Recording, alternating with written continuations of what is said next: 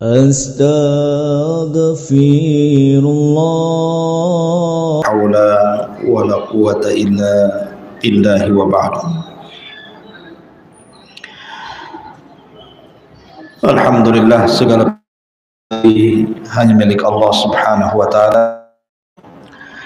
Salawat dan salam kita hadiahkan kepada Rasul kita Nabi besar Muhammad sallallahu alaihi wa ala alihi wasallam. Kita lanjutkan kajian kita.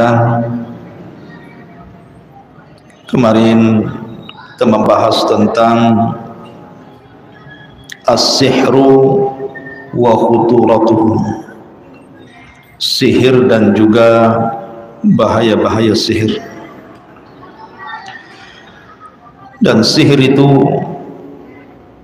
tidak mungkin terjadi kecuali ada kerjasama tukang-tukang sihir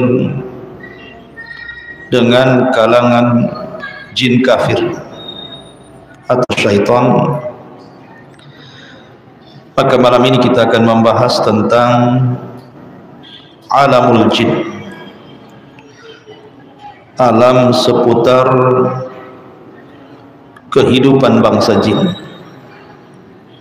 Bagaimana bisa dia bekerja sama dengan manusia untuk menyesatkan manusia? Sebenarnya jin ini siapa? Bagaimana kehidupan mereka? Adakah jin itu semua kafir ataukah ada yang beriman? Lalu apakah jin itu bertingkat-tingkat? Apakah jin juga akan dihisab layaknya manusia dihisab oleh Allah Subhanahu wa taala sehingga disediakan neraka dan surga dan begitu seterusnya? Maka malam ini kita akan membahas tentang alamul jin, alam seputar jin. Ketika kita membaca surah Al-Fatihah, maka di permulaan ayat dalam surah Al-Fatihah itu adalah Alhamdulillahi Rabbil Alamin. Segala puja dan puji hanya milik Allah, Rabb semesta alam. Artinya Allah Subhanahu wa ta'ala Rabb bagi seluruh alam yang diciptakannya. Di sana ada alam manusia, di sana ada alam malaikat, di sana ada alam hewan-hewan, binatang-binatang dan semacamnya, termasuk juga di sana ada alam jin. Semua adalah ciptaan Allah Subhanahu wa taala. Nah, di antara alam-alam yang diciptakan Allah Subhanahu wa taala, ada yang ada hubung kait dengan manusia. Seperti alam malaikat, itu tidak lepas dalam kehidupan mereka dengan manusia.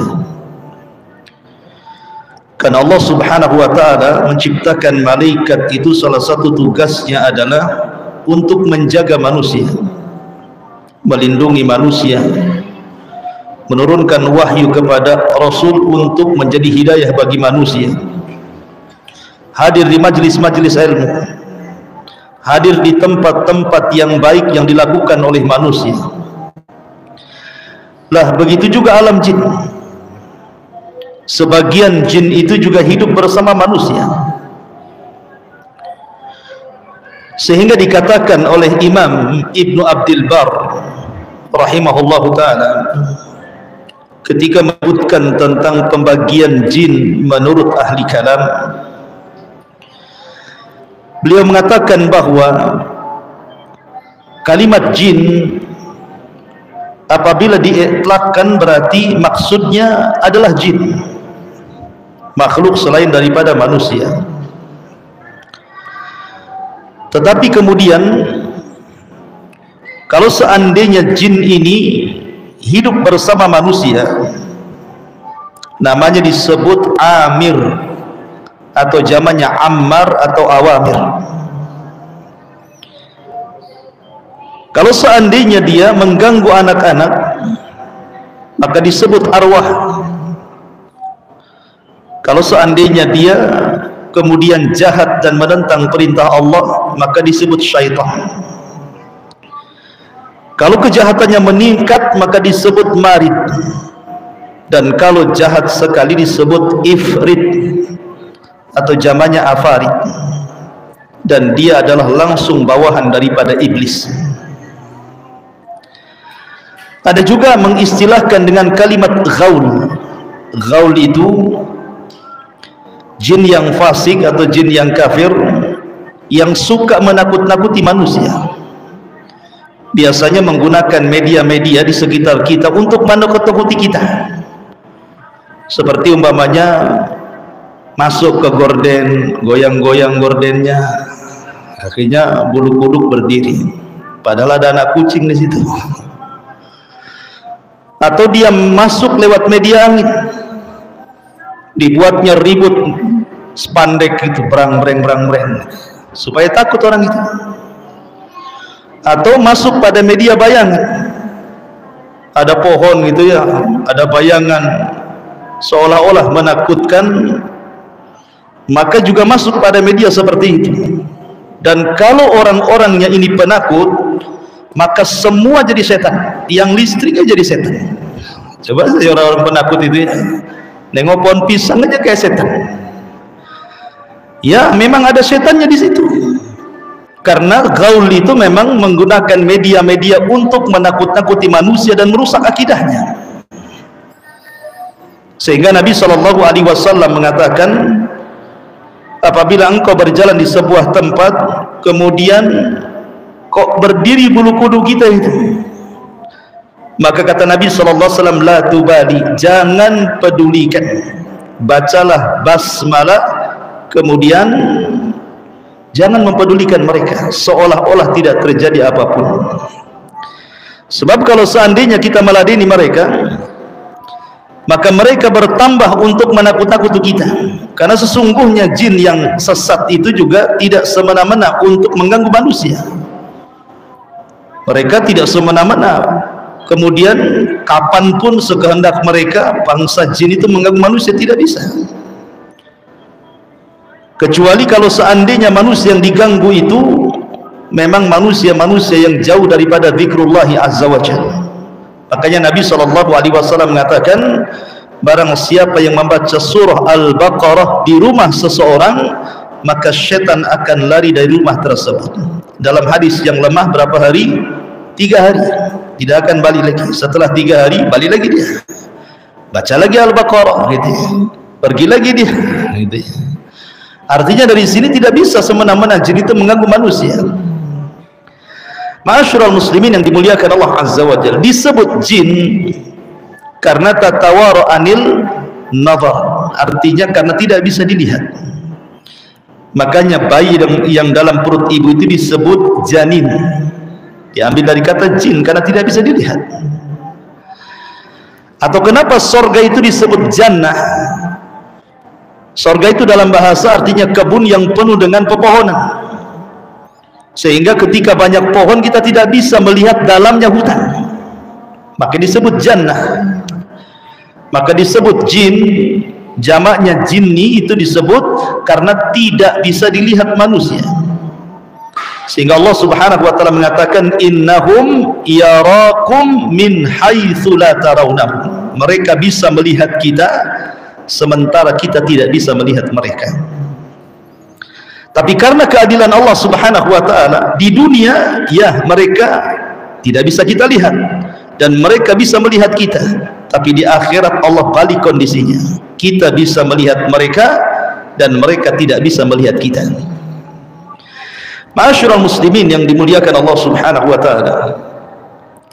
Allah Subhanahu wa taala berfirman di dalam Al-Qur'anul Karim, ya ma'syaral jinni wal insi alam ya'tikum rusulun minkum yaqussuna alaikum ayati wa yunzirunakum liqa'a yaumikum hadha qalu syahidna ala anfusina wa gharrathumul hayatud dunya wa syahidu ala anfusihim annahum kanu kafirin.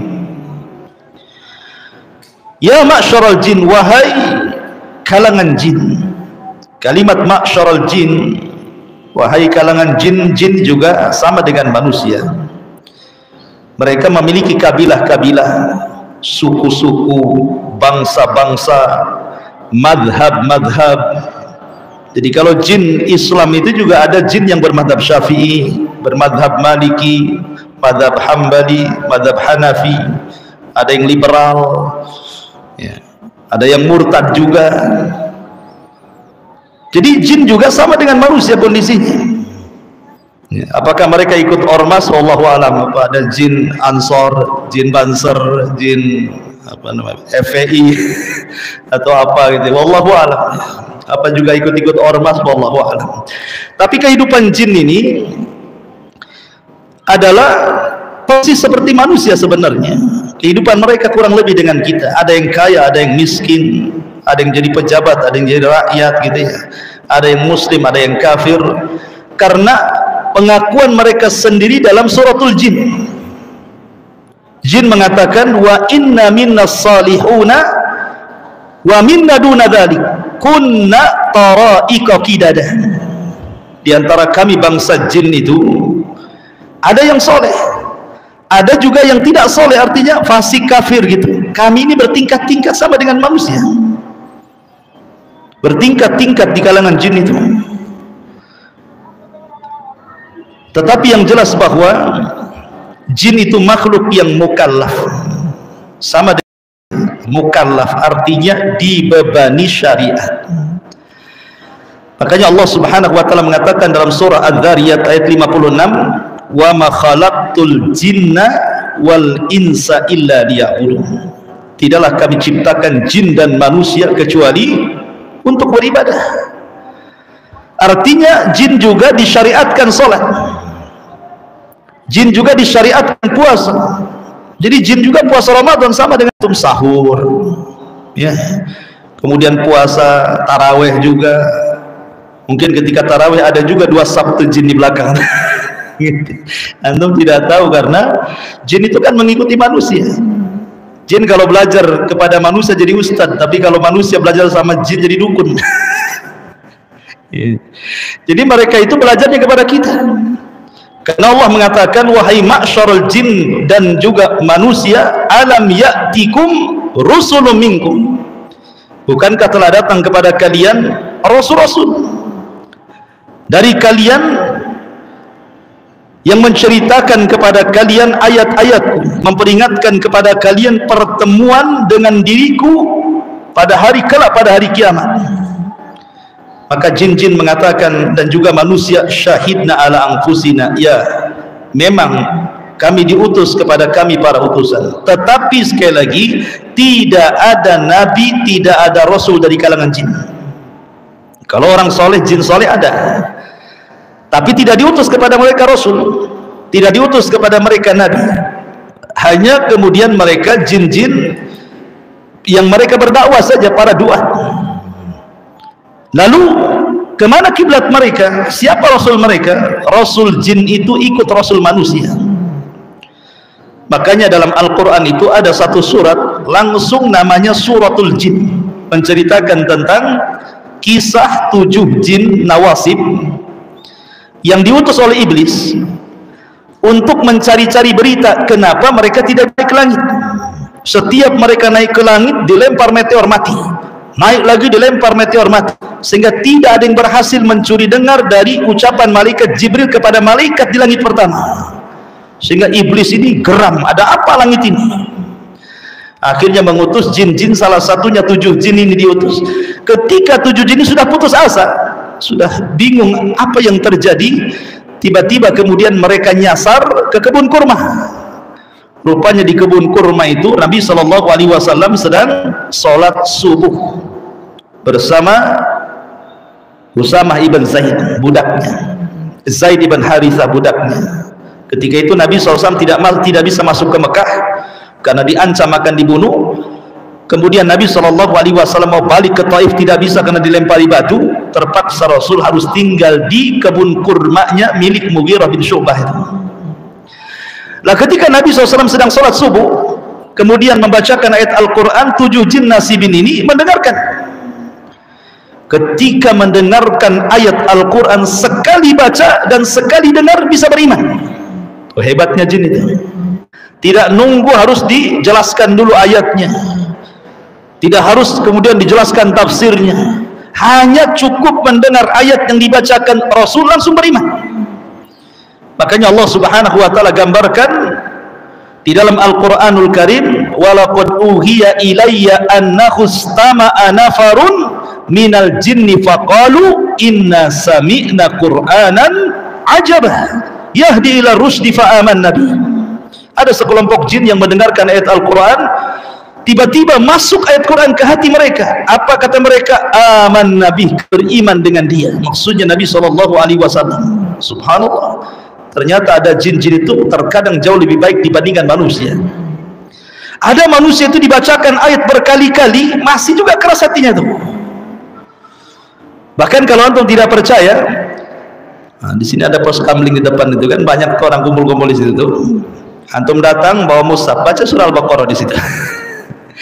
Kira-kira dengar atau kabur orang tuh? Kalau satu, wah ini memang bapaknya jin ini. Ya, ternyata manusia itu ada juga yang dibacakan Quran lari, saya kira setan saja. Ya.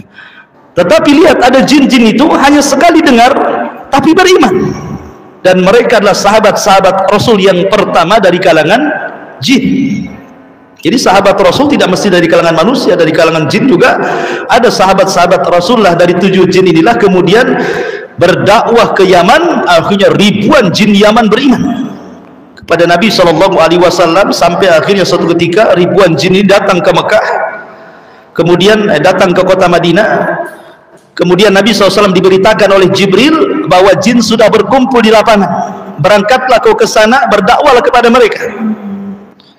Akhirnya Nabi SAW datang ke padang pasir, kemudian berceramah di situ. Sekali lagi, Nabi SAW tidak tahu dan tidak melihat jin.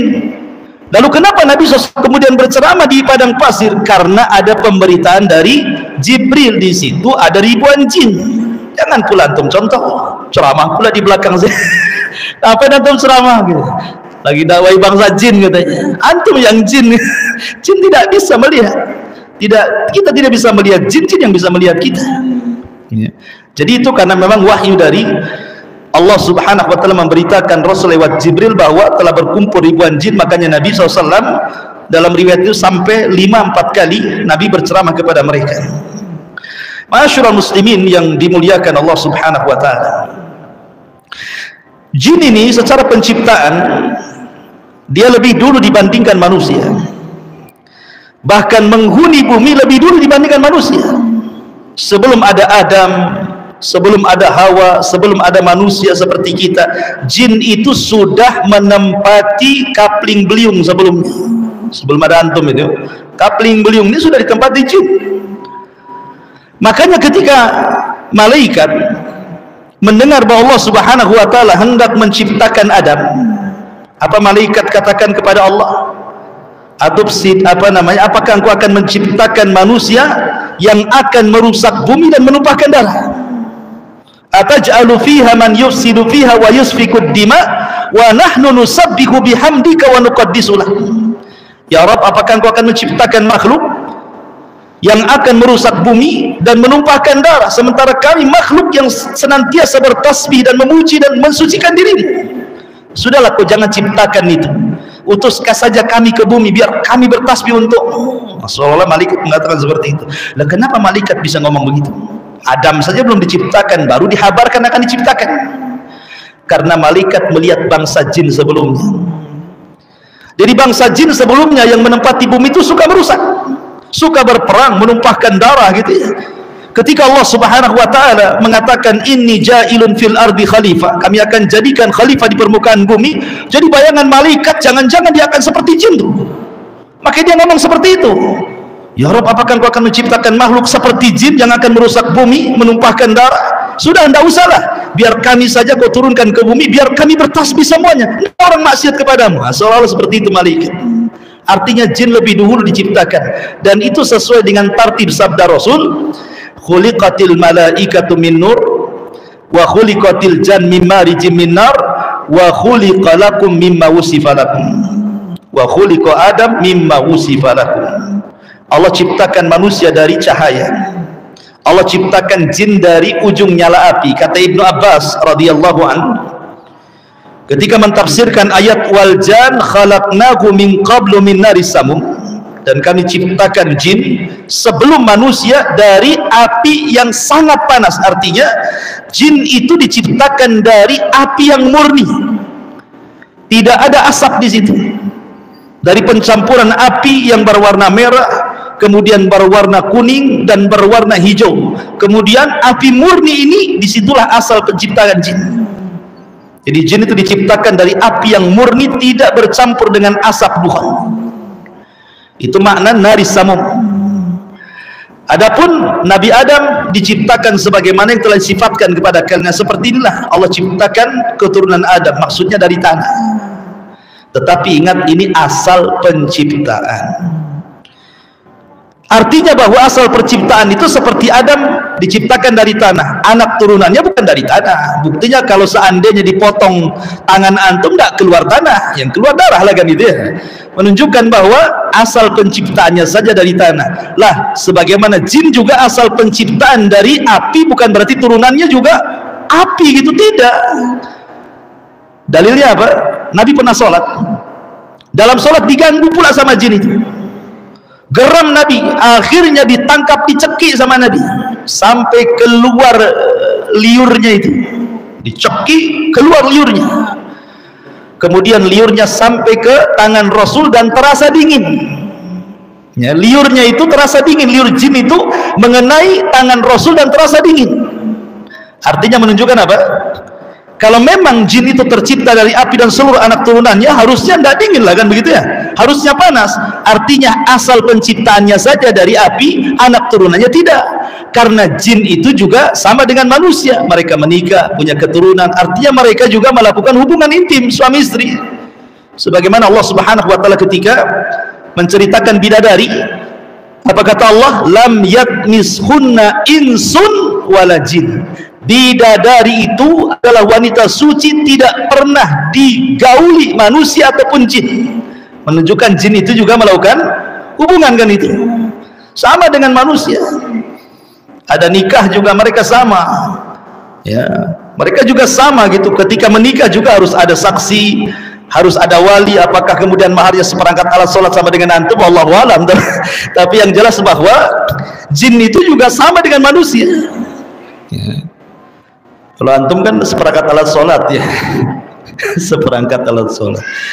Jangan seperangkat alat sholat, seperangkat alat masjid. Biar banyak gitu ya, biar corongnya, amplinya gitu ya, tiangnya gitu. Jadi satu masjid maharnya.